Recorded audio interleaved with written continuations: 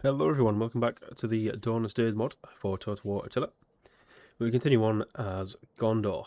Now things are looking a little different from the end of part 2. I made a couple of comments about it and a poll quickly suggesting what we should do, because when I initially recorded the first parts of this campaign, I uploaded 1 and 2, which I think you guys have already seen, hopefully at this point. If you haven't, then go back and watch them before you get to this one. And for whatever reason, 3 and 4 were somehow corrupted or whatever. They just wouldn't upload.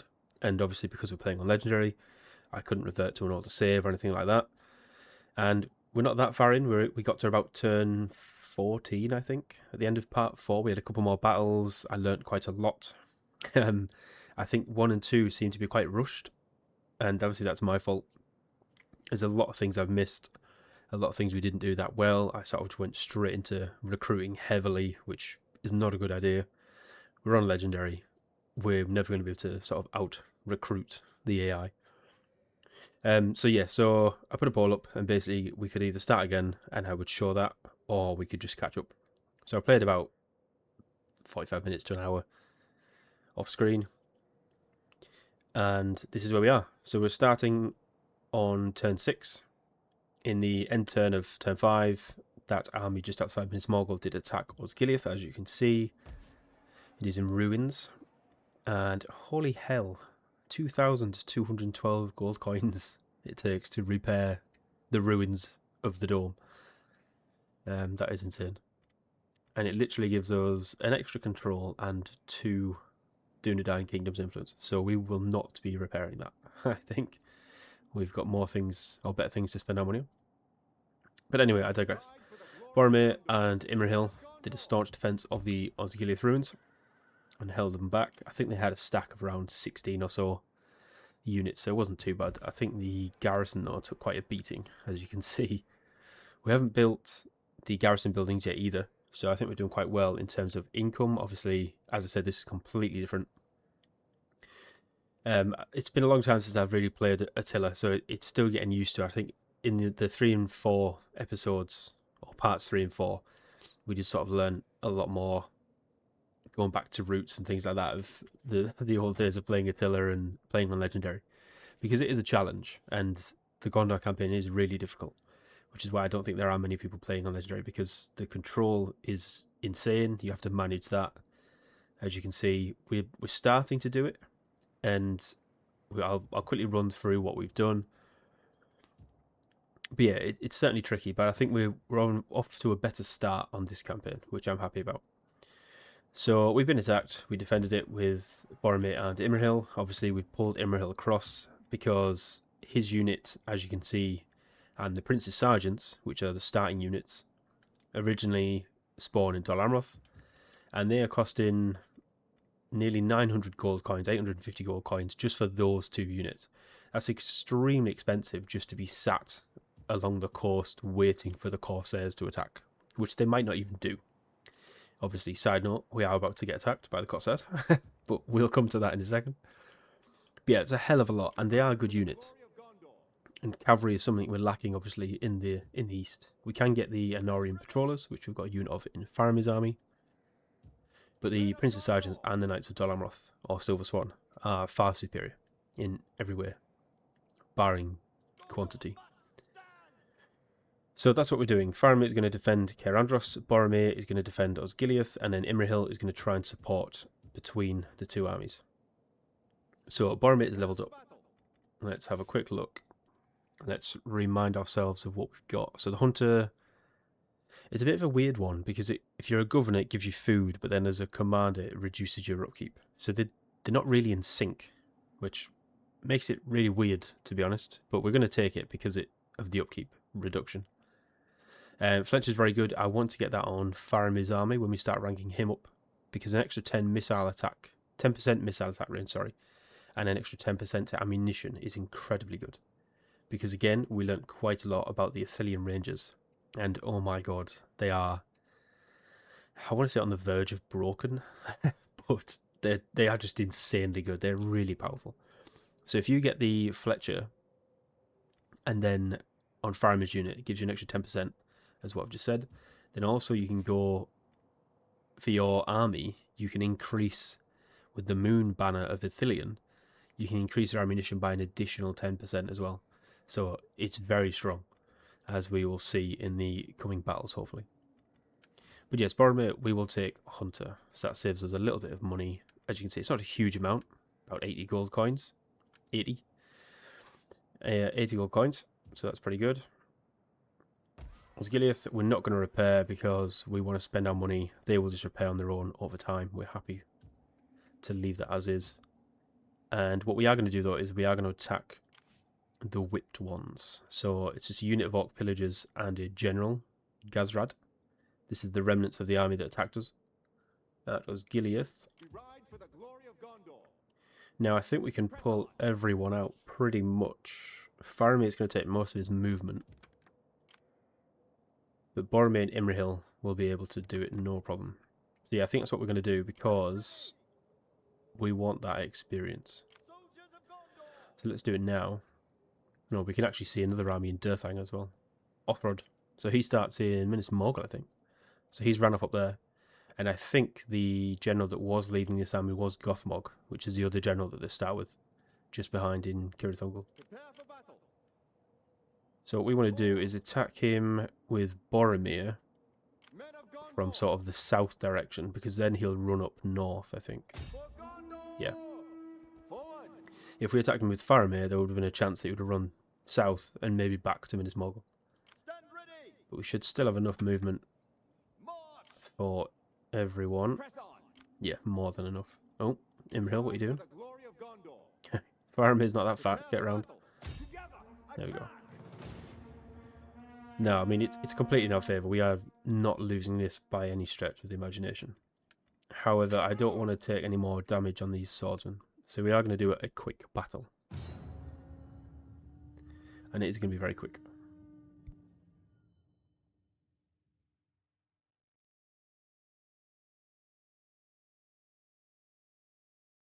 But it will give us a chance to showcase how strong the Ithilien Rangers are. So they should, I'm hoping. Look! Friendly banners! Our reinforcements arrive! Just sit in place. We don't need the cavalry, we just want the archers. So even the Ithilien Rangers that obviously aren't the Baramir's general, he gets an extra ability. They come with Encourage and Barrage, which is really good. Now the really cool thing with Ithilien Rangers is that obviously they can hide. They've got, as you can see, they've got a lot of special abilities or perks, whatever you call it. They can hide in grass, scrub and forest. They ignore terrain, they're dexterous, and they snipe. Is this the one? Yeah. So the unit remains hidden while firing. Now, I mean, this could have been a thing in Attila, based with some units, and it probably was, to be fair. I obviously just never got around to that. But if we hide them, and any sort of shrub, forest, whatever, and they can run as well while hidden, they will just absolutely destroy units. They'll just sit there and shoot them until they're either dead or they run out of ammunition, which I think is absolutely fantastic. So we are now just going to obliterate this general. I'll tell you what, kill the pillagers first. I don't know how it works in terms of shooting out of the forest. I assume the closer to the edge you are, the better. And then you not risk hitting trees and whatnot. Their general is dead. A Yeah, look at that. blow. Black Shield Bodyguard absolutely annihilated them. They had no chance. Yes, I'm assuming if we, set back here, for example, we'd be shooting through a lot more forest, hitting a lot more trees, maybe. I'm not quite sure how that works. But Ithilien Rangers as a whole are very accurate as well. So there you go, that was a little demo of how good Ithilien Rangers are, or can be. But as I say, I think in parts 1 and 2, it just felt really rushed. I think I was just trying to get through things as quickly as possible, trying to get battle in or whatever. And it wasn't very good. So, I mean, I would have liked to have carried on the campaign because parts 3 and 4 were actually quite interesting in terms of the battles that happened, the progress we actually made. in terms of income, control, that sort of thing. It would have been nice to sort of showcase that. But equally, I'm not completely disheartened when we've had to restart. So we get 1% increase to unit replenishment there, which is nothing, or 193 gold coins. So we'll take the coins. And Faramir and Imrahil ranked up, which is perfect. So as I said, Faramir is going to get the Fletcher ability. It's probably prudent to get the Hunter in every general first because of the upkeep cost. Because obviously every unit is going to be 10% cheaper when we get the second tier. So why not? But because he's probably going to have those archers for a while, and probably just those archers, I think we could make more use of the Fletcher ability early on. And the same with Imrahil. So again, the Hunter ability is very good. They're, what did I say, about 850? So if we get even the 5%, that's going to be saving us like 40 odd gold coins. It's not a huge amount, obviously, as you can see there, like 42. But the Dol Veteran is quite cool because that gives you a 3% reduction on upkeep cost for non-mercenary units, which these are. But because they're cavalry as well, they also get a plus 5% to their charge bonus, and obviously that doubles, so you get a minus 6% upkeep cost and a plus 10% charge bonus.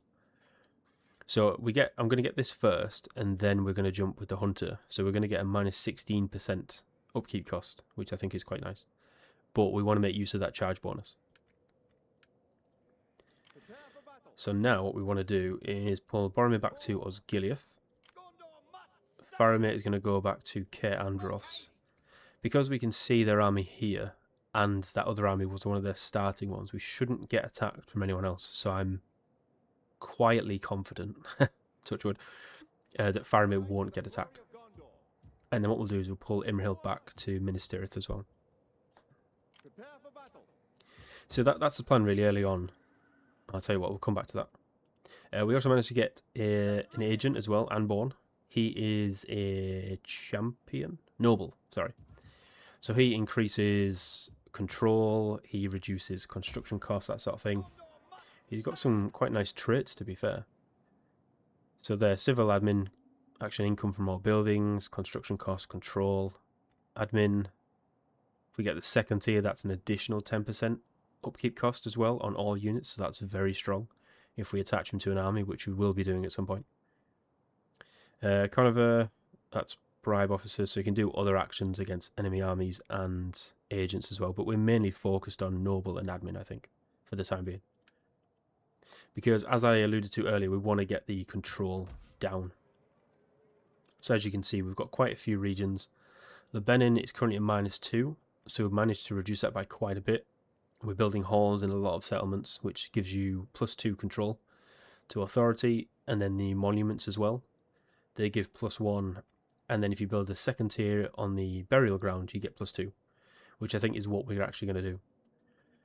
That's what we want to try and get up as fast as possible. So we are going to build that. Although I tell you what, that is a bad example. So did we actually deploy him? I don't think we did.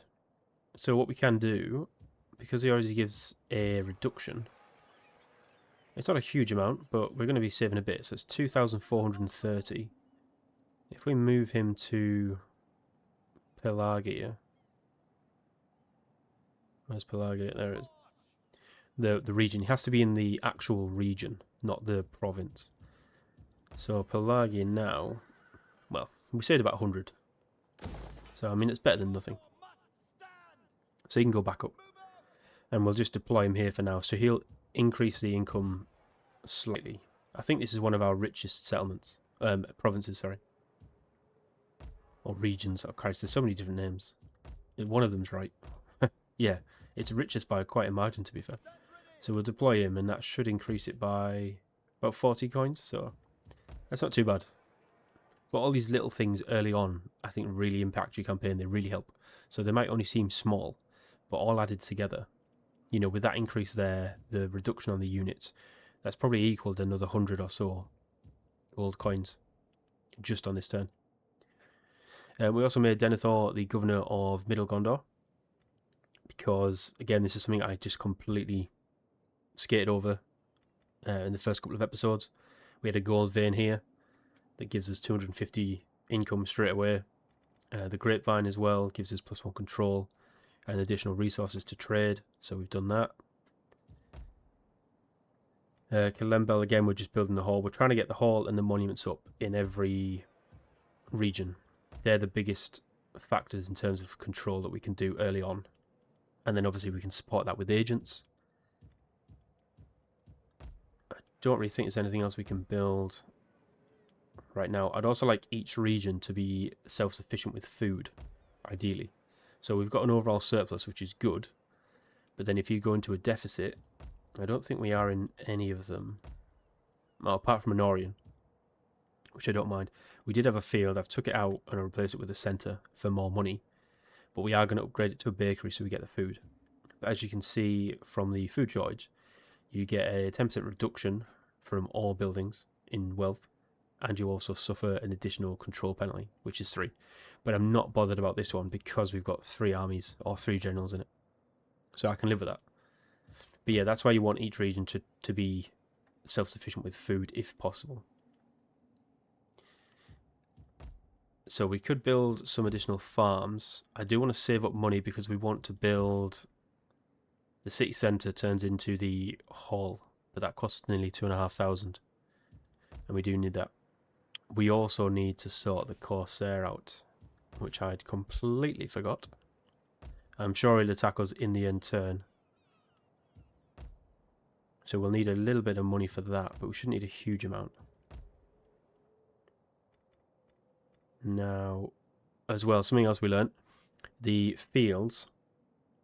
Obviously, the farmstead generally gives you more food, depending on the fertility level in your region.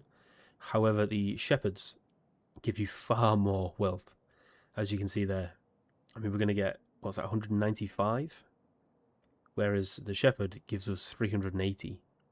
So it still gives us an increase in food as well. So it's not like it's a bad building. So where possible, we want to be building shepherds. Or that tier anyway, that line of building. And then up to sheep pens. Definitely. That's where we make the most money. So I think for now, we can expand. We can expand Edek and get a centre for some more money. And then what we're going to do is come down to Rovalas. So it's the only settlement within their attack range. They've got 8 units. Our garrison is only 5 units. 2 boar militia, 2 spear militia, and a sword militia. However, we do have a ramming ship, so that's good. So what we want is a general, really. I think we should be able to kill at least one of the units with our ramming ship, so that'll take it down to 7. We'll have the addition of the towers. So I think we get... Who do you want to upgrade? We're not going to keep this general here. So I'm thinking... Angbor... He gives +2 control. I'm sort of thinking about our next governor. So if we get a general now that's going to be a governor, we can do this fight. Hopefully they will level up or get promoted. And then we can use that to buy or to purchase a sort of a governor follower. If you understand my logic. Hopefully I explained that well. Hurin's pretty good. +1 governance and 2 control. That's probably not a bad shout, to be fair. Glasgill's pretty good. +9% to tax rate. +5% to focus development. Let's go for Hurin. Oh, maybe not. What does anyone get Knights of the Silver Swan? Let's have a quick look. Who would get that? Does Angbor get that? Angbor does get that. Right, okay, we'll take him then. He still gives a +2 control. So he wouldn't be a bad shout. And then in terms of the governance side, we could take Scholar. That's pretty good. Stonemason, Thief Lord. They give upkeep. They give an increase to tax rate and wealth. Stonemason gives an increase to wealth and a reduction in construction costs. So that's pretty good. So yeah, I think where we're not using generals consistently, it's probably worthwhile trying to hire a general and then look for your future governor and get them ranked up by doing a battle or something. Because as it stands, we can only have one governor, which is why we've got Denethor. Now, he's pretty strong as a bodyguard, but Southron, or the Corsairs, tend to favour spears and skirmishers, I think. And they are both anti-cavalry. So I'm going to pull a unit of Dol Amroth's spears as well, just in case. So that gives us 7 plus 8 units with the ramming ship. But they probably think that they're still stronger. So they should still attack us, hopefully. And then we can get another battle in the end turn. Now, I think that's it. We haven't got any more money to spend on, really. I'm happy to just sit back and wait. See what Mordor does. And Rohan at the minute is still holding strong. They haven't lost anything. I don't know if they're actually at war with Isengard. They are. They're at war with Isengard and the Dunlending still, so that's fine. The Druidine are just sitting there doing nothing. They didn't do an awful lot in the other episodes that we had. They, again, just sat there. They're very neutral. They don't really want any dealings. They just sit there brooding. But that's it, really. So we haven't discovered anyone else. Is Horondor at war with anyone? They're not.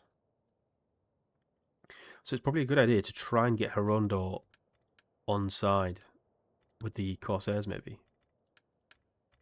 I mean, they absolutely hate us, so they're probably not going to do that. But they are quite close to us, so if we could pull them into the war with the Corsairs, that could help us out long term. Right, here they come. So we've got just over 1,200, and they've got just over 1,200, so it's pretty similar. Although the power bar's not in our favour at all. So they've got Galaki, who's got some sort of special Numenorean bodyguard, 3 Desert Spears, Corsair Archers, 2 Corsair Marines, and Caravan Escorts. Not too bad. Should be able to do that pretty easily, I think. Hopefully the ship can take out... We'll try and get the ship to take out the general. That will help immensely. We've got spears, so we can take out the cavalry. They'll probably suicide charge. It just have to be wary of the skirmishers. They're quite good.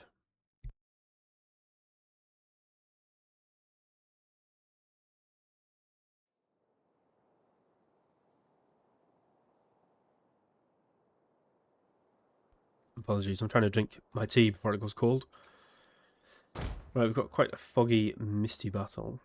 We can see the cavalry there. So let's have a quick look.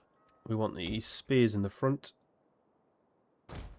They should be able to deal with any cavalry that comes a knocking.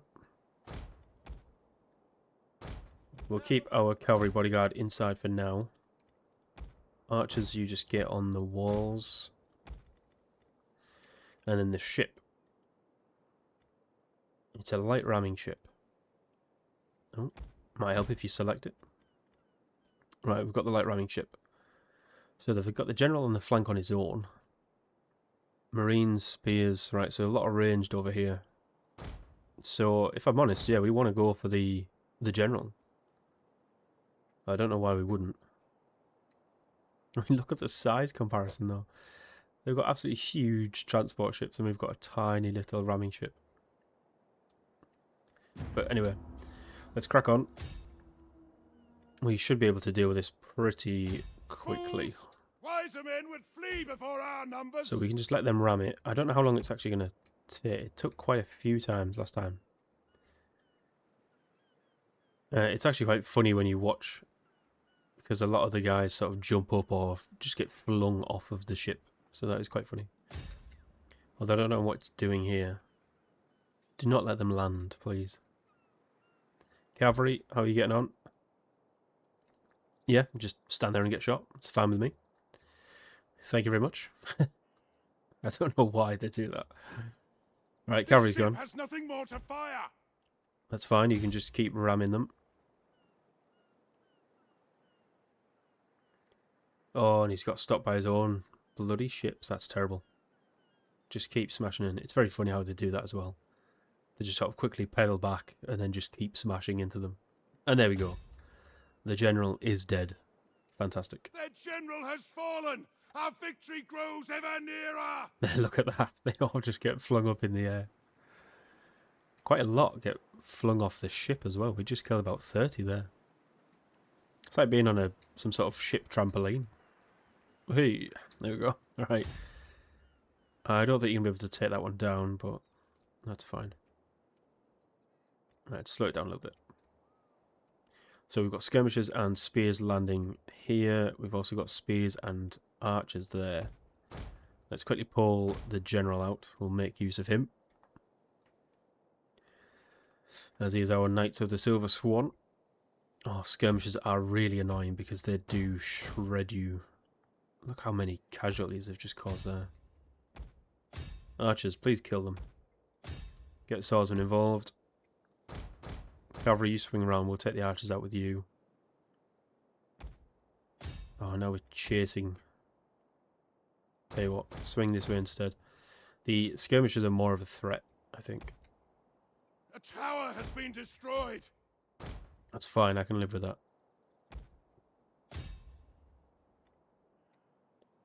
God, they're really fast as well, aren't they? Are you going to be able to catch them? It doesn't look like it. Right, go back. Just kill the archers instead. I don't know what they're doing. Ship, what did you do? Did you do anything? It doesn't look like it. Tell you what, just land. We're not going to be able to do much with them, but... Right, we finally caught the Corsairs. They were shaken. There's about 105 of them. We seem to be doing okay. I'll tell you what, give those a quick rear charge. They're already wavering. Our general is being attacked. Yeah, Keep so him alive. absolutely destroyed. Our settlement is burning. I don't think we're going to be able to run everybody down. Because I don't know where the cavalry went, if I'm honest. Sword, you come back. We killed most of them. Yeah, I don't know how many of the cavalry got away. But we want to try and run down and are running for their lives. as much as possible. Spearmen. Oh, yeah, this happens. So, I think this is obviously just from Attila. This is not the mod, per se. But when certain units land, they just get stuck. I think it's to do with the ships. They sort of pile up. Yeah, like you can actually see ours there. So we can't select the ship anymore. But the units... Oh, unless... Did they die?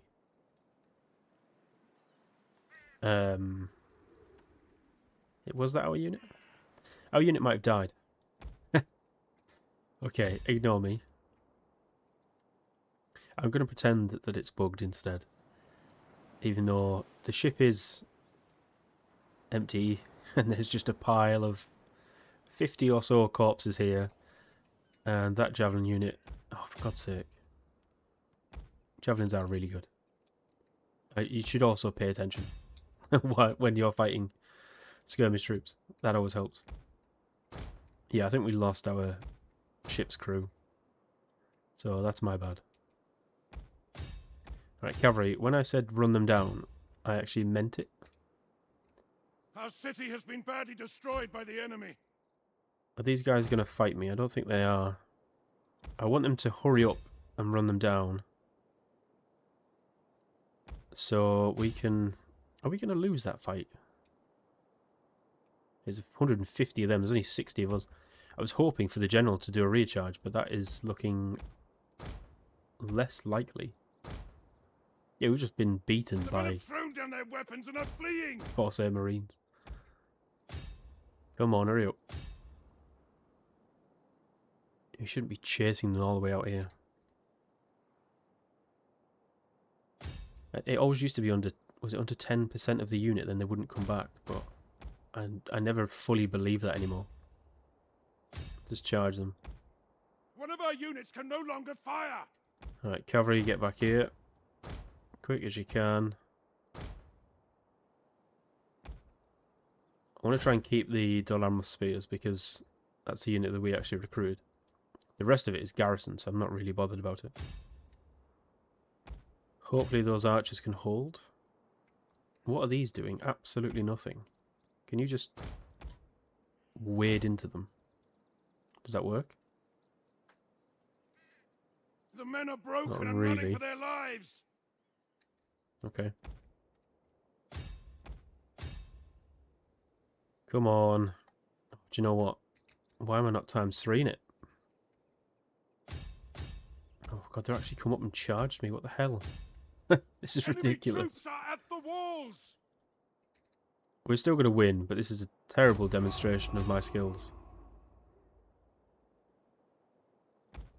Come on, rout your buggers.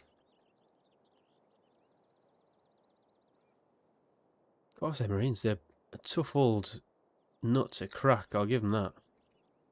I mean, our swordsmen are getting absolutely destroyed by a spear unit. How does that even work? Right, there we go. The ocean favors us. Victory is upon us. Make sure you run them down for me. Are these guys going to rout? Oh, they are. Right, run them down. Not sure what that unit's... No. So when I say run them down, that is exactly what I mean. Why do units not follow orders in this game anymore? That unit looks bugged though. They are not going anywhere. Alright, you are proper slow ass cavalry, aren't you? I know they're very heavy melee cavalry. Or shot cavalry. But Jesus Christ, you guys are slow. Come on. Chop chop. These guys still don't want to move, it looks like. Can we do anything to try and stop them? Not really. There's a big ship in the way, so we can't do anything with that. And they've gone. Right, that'll do. Let's end it here. We lost 762 and we killed just over 1,000. Look at that skirmisher unit. They got 539 kills. Are you kidding me? That's insane. That's a javelin unit. Tier 1. And they killed half of our army. Oh, that's ridiculous. I take it back. Athelian Rangers are not broken. If that's the standard, then Corsair Marines for the win. Yeah, we got absolutely annihilated. I will take the money though. I'm not really bothered about the replenishment for the garrison. And 4% on the Dollarmos Spears is not going to be that good. But unfortunately, we did not kill them all. Mission issued. Wine production. Construct a building from the following chain. Wine. Get 750 gold. Which we will have already done. Because we have a building in Linhir. So that means we should get an extra 750 gold next turn. Development's finished. Fantastic. So what have they got left? They've got one unit of spears. And a general. Now we have a general and a unit of spears. Okay. I'm going to leave it for now. And we'll decide what to do with them in the next episode. So for now, I shall end it here. I hope you guys enjoyed. Thank you for watching. And I shall catch you all in the next one.